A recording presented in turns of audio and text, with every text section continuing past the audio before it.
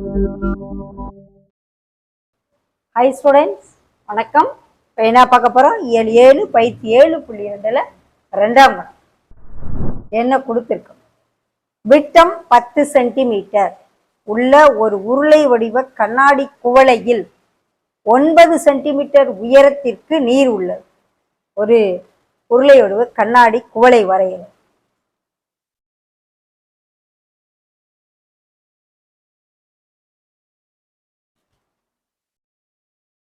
கண்ணாடி குவளை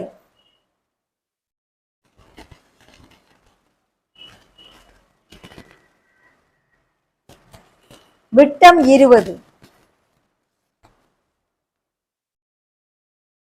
அப்ப ஆரம் என்ன?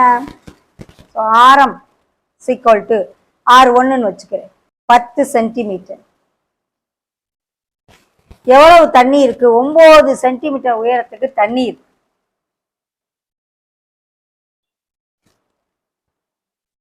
தண்ணி இருக்க உயரம்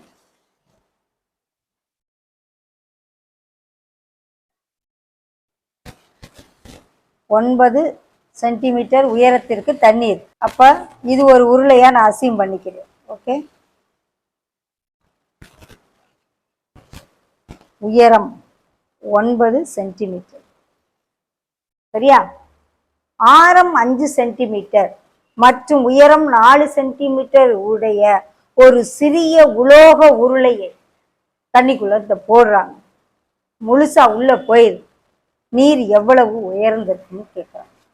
நான் உருண்டைய உள்ள போட்டேன்னா, ஒரு உலோக உருண்டைய உள்ள போட்டேன்னா என்ன ஆகும்? தண்ணி மட்டம் கூடும். எவ்வளவு கூடும்? நீரோட மட்டம் கூடியது. இந்த கூடுன நீரினுடைய மட்டத்தினுடைய உயரம் என்னன்னு கேட்குறாங்க. ஓ, இதுக்கு ஒரு பிரின்சிபல் பிசிக்ஸ்ல ஒன்று இருக்கு. ஒரு பொருள் நீரில் மூழ்கும் பொழுது அதனால் இடப்பெயர்ச்சி செய்யப்பட்ட நீரின் அளவும் அந்த பொருளினுடைய கன அளவும் சமமா இருக்கும். அப்ப அதில் அந்த சிறிய உருளையின், இது பெருசு, அதுக்குள்ள சின்ன உருளை போடுறேன். ஆரம் R2 வச்சுக்கோ, 5 சென்டிமீட்டர். ஓகே, உயரம் 4 சென்டிமீட்டர். ஓகே, ஆர்க்கிமிடிஸ் தத்துவத்தின்படி ஒரு பொருள்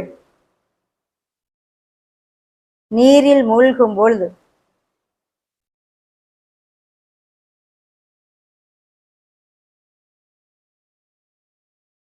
அதனால்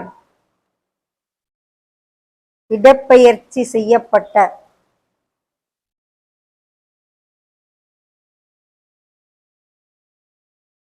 நீரின் கன அளவு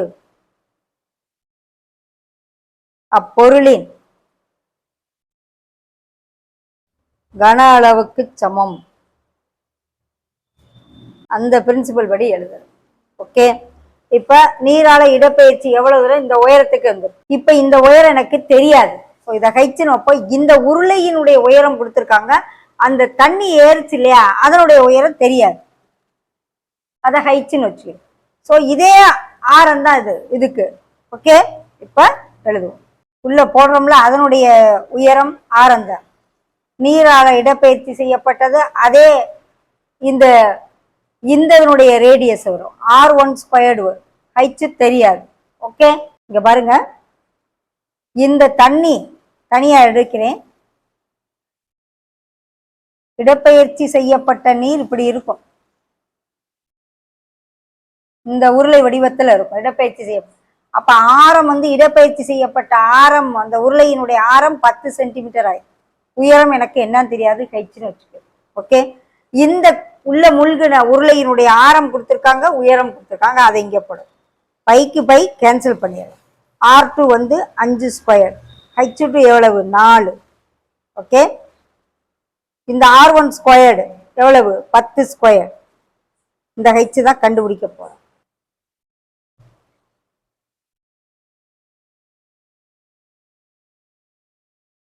so 100/100 H is equal to 1 centimetre அளவுக்கு தண்ணி வசந்திருக்கும். இந்த உருளையில அந்த சின்ன உருளையை போடையில ரைஸ் ஆன தண்ணியினுடைய உயரம் 1 சென்டிமீட்டர். ஓகே.